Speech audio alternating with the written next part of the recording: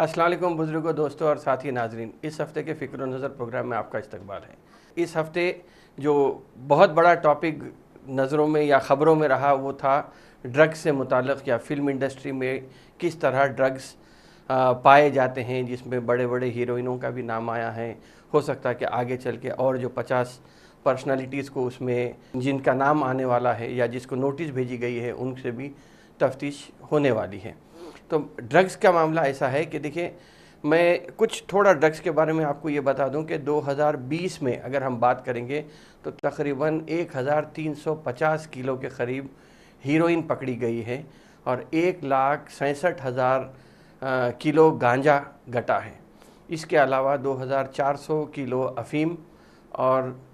तकरीबन ये कहा जाता है कि एक 10 करोड़ मतलब 138 करोड़ के हिंदुस्तान के पॉपुलेशन में या आबादी में 10 करोड़ लोग ड्रग एडिक्ट हैं आज के ज़माने में।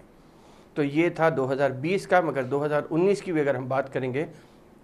तो तकरीबन 75,000 लोग इसमें अरेस्ट हुए थे और 30,000 लोगों को कन्विक्ट भी कर दिया गया है। मतलब जो लोग गिरफ्तार हुए थे उसमें से 30,000 लोगों को बाज़ाब्ता तौर पे कसूरवार पाए गए और उन्हें सज़ा दी गई। तो इसके बरखिलाफ़ 2020 में तकरीबन 19,000 लोग इसमें अरेस्ट हुए हैं और 5,000 के करीब जिनके ऊपर फ़र्द जुर्म आयद करके उन्हें सज़ा दी गई है। तो ऐसा ही अगर हम बात करेंगे और मज़ीद इसकी और तफसीलात में अगर हम जाएंगे, हीरोइन जो ड्रग्स के तौर पे इस्तेमाल होती है, वो हेरोइन का जो इलीगल सेल बताया गया है हिंदुस्तान में, वो 1,44,000 करोड़ रुपए से के तकरीबन आसपास में लगभग ये हैं। अब रहा सवाल हैदराबाद का, इसलिए कि टॉलीवुड की भी बात आ रही थी कि ड्रग्स में, तो अगर हैदराबाद की बात करेंगे तो हैदराबाद में यहाँ कई फार्मेसी कंपनीज हैदराबाद में होने की वजह से ये कहा जाता है कि सिंथेटिक ड्रग्स तैयार करने में हैदराबाद का नाम आ रहा है। इसके बरखिलाफ़ अगर हम देखेंगे तो तेलंगाना में अब तक 25,000 किलो एक एवरेज गांजा यहाँ पे घटता है। ख़ुद अगर गुज़िश्ता महीने की ही बात करेंगे, ये लॉकडाउन पीरियड की ही हम बात करेंगे, तो अगस्त में तकरीबन 100 टन गांजा यहाँ पे ज़ब्त किया गया है। और इसमें सबसे बड़ी बात, अगर हम पूरे हिंदुस्तान की अगर हम बात करेंगे तो हिंदुस्तान की अगर जब बात करेंगे तो इसमें आता है सबसे पहला मुकाम पंजाब का। तो पंजाब में ये चीज़ हुई थी। अब आप ये सोचेंगे कि क्या वजह है कि इस हफ़्ते के प्रोग्राम में आमिर अली खान इस पे तवज्जो दे रहे हैं कि पंजाब के ड्रग मार्केट्स में या पंजाबी लोगों को जो ड्रग्स में मुलविस पाए गए हैं उनसे रिलेटेड यहाँ पे बात क्यों हो रही है। लेकिन आप बिटवीन द लाइंस या अल्फाज के मेरे बातचीत में आप समझ जाएंगे कि मैं किस तरफ अपनी तवज्जो लेके जाना चाह रहा हूँ। तो मैं यहाँ पे और मज़ीद बात करते हुए कहूँगा कि पंजाब में ये कहा गया है कि तकरीबन 18 साल से 35 साल की उम्र के बीच के लोग तकरीबन 8 लाख बल्कि 8.5 लाख लोग ऐसे हैं जो आज ड्रग्स के आदी हो गए हैं। तो एक बात ये आई थी कि पंजाब में अमृतसर में तकरीबन 70% पंजाबी लोग किसी न किसी किस्म से या शराब के आदी हैं या ड्रग्स के आदी हो गए हैं। तो आप देखिए कि पंजाब में जिस तरह खेती बाड़ी होती है, खेती बाड़ी से लोग वहाँ काफ़ी फसल उगा के पैसे कमाते हैं, लेकिन यहाँ पे पंजाब में एक गांव ऐसा भी है जिसे विलेज ऑफ विडोज़ कहते हैं। इसलिए कहते हैं विलेज ऑफ विडोज़ क्योंकि वहाँ पे लोग, ये बात हुई थी कि कई लोग, बल्कि पंजाब के 2 डिस्ट्रिक्ट ज़्यादा मशहूर हैं, एक तो तारन तारण डिस्ट्रिक्ट है, दूसरा मकबूलपुरा है, ये अमृतसर से करीब हैं। यहाँ पे ऐसा है एक मामला कि हर कोई अपने किसी न किसी, चाहे वो शराब में हो या ड्रग्स में हो, वो अपनी पूरी माली जो भी हालत ख़राब कर दिए हैं या ज़मीन बेच के, फसल बेच के, जहाँ से भी पैसे हो सकते हैं वो पैसे इस्तेमाल करते हुए अपने पूरे फ्यूचर को बर्बाद करने पे लगे हुए हैं। रही सवाल पंजाब की, इतनी सब तफसील मैं आपको ड्रग्स से मुताल्लिक़ ही दिया हूँ, इसलिए दिया हूँ क्योंकि ड्रग्स की बात जहाँ आई है तो हर किसी न किसी किस्म के नशे में मुलविस या नशे से आपको दूर रखने के लिए हर बुरी आदत से, बल्कि वैसे तो हर बुरी आदत, लेकिन नशे की आदत से, ख़ास तौर पे शराब हो या अब मॉडर्न ज़माने का शराब अगर हम देखेंगे तो ये ड्रग्स हैं, उससे उसको इस्लाम में हराम करार दिया गया है। लेकिन यह बात मैं इसलिए कर रहा हूँ ये ड्रग्स से रिलेटेड क्योंकि आज हमारे भी शहर में,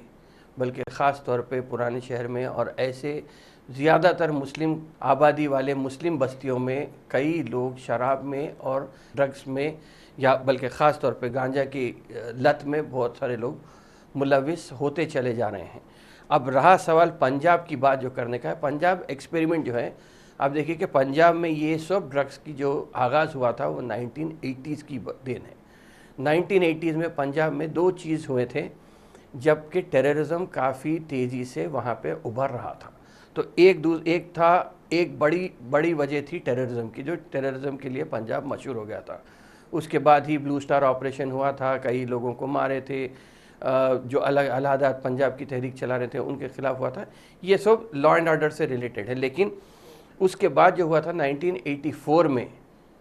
آپ یہاں غور سے سنیے کہ 1984 میں جب وزیر اعظم ہندوستان اندرا گاندھی کا جب قتل ہوا تھا،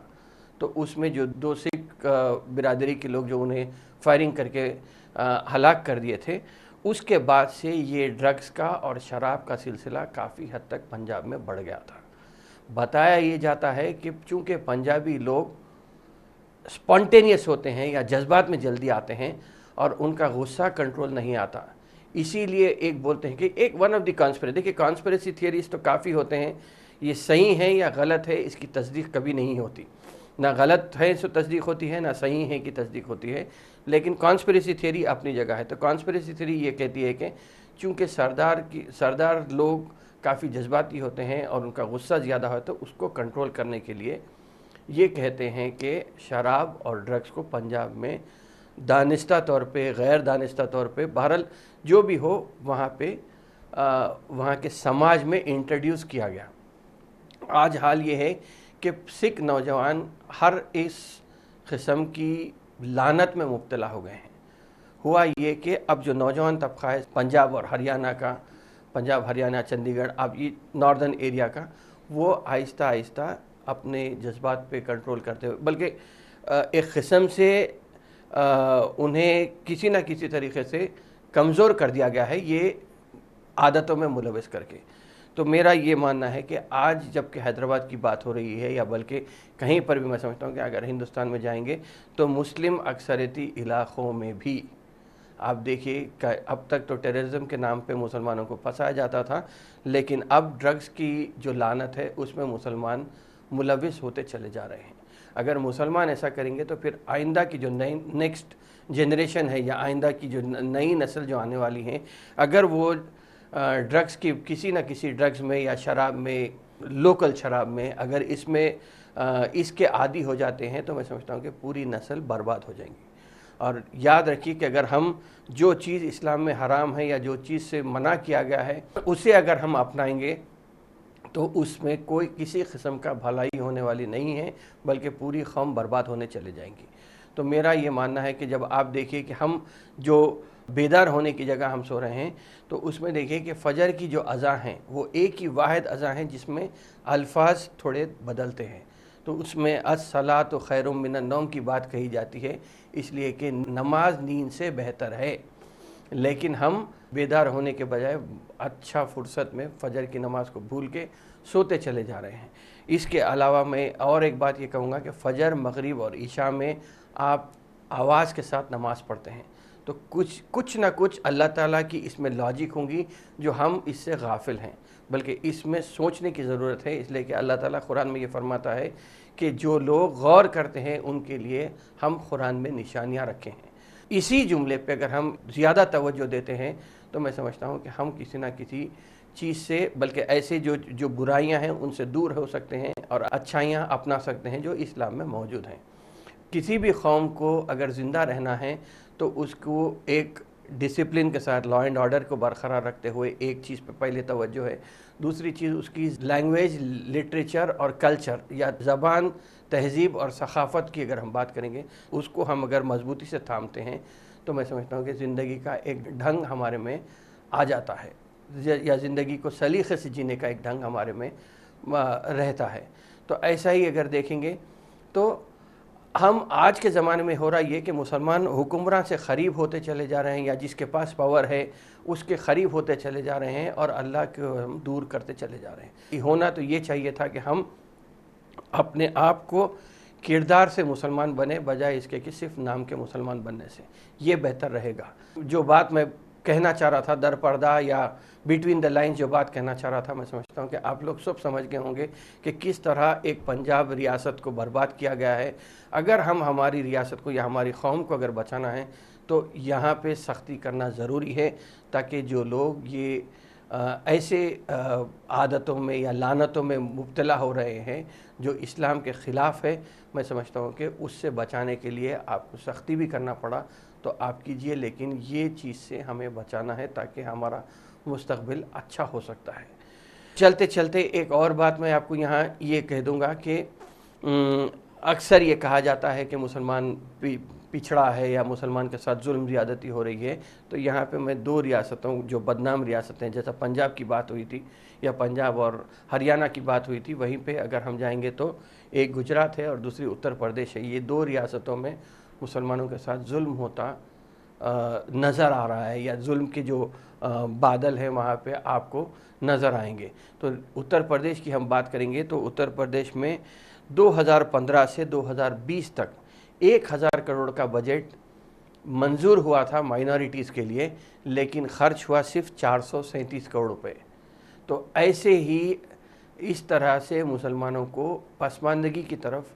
ढकेला जा रहा है। तो आज लॉकडाउन के पीरियड में मैं समझता हूँ कि हर मुसलमान का ये फ़र्ज़ है कि वो अपने आप को किस तरह सेल्फ़ रिलायंट या सेल्फ़ सफिशेंट, अगरचे कि मोदी साहब कहते हैं कि आत्मनिर्भर के तौर पे हम काम कर रहे हैं, लेकिन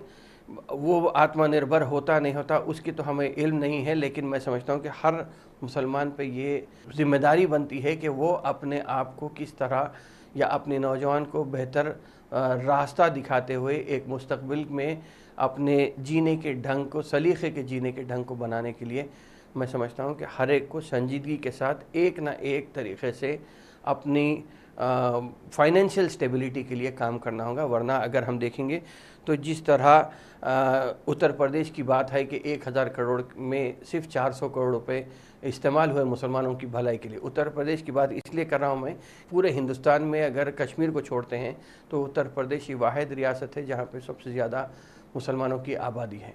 तो इसीलिए मैं उत्तर प्रदेश की बात किया हूँ। लेकिन इसके अलावा उत्तर प्रदेश में जो और एक बात हुई, जो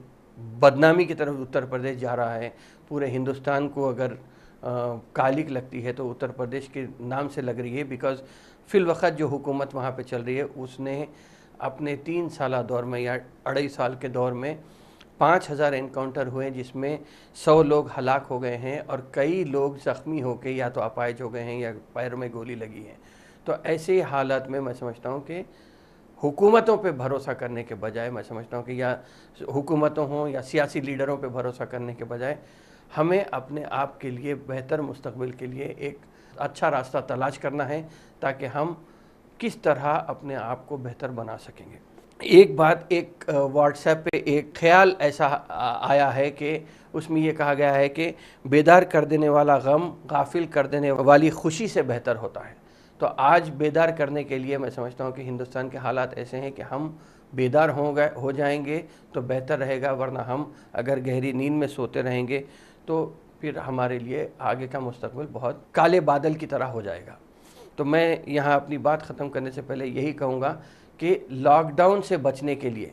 या लॉकडाउन में अपने आप को बेहतर बनाने का एक मौका मिला है। सोच समझकर अगर हम सेल्फ़ सफिशिएंट, सेल्फ़ रिलायंस की तरफ जाते हैं और किस तरह अपने आप को बेहतर बनाते हुए फाइनेंशियली साउंड कर सकते हैं, ये बहुत ज़रूरी है। इस पे हम अगर काम करेंगे तो यहाँ से हम बच के निकल सकते हैं। इसी चंद बातों के साथ अपनी इस हफ़्ते की फ़िक्र नज़र को यहाँ पे ख़त्म करता हूँ। आइंदा हफ़्ते फिर मुलाकात होगी, फिर बात होगी फ़िक्र नज़र प्रोग्राम में। शुक्रिया, खुदा हाफ़िज़।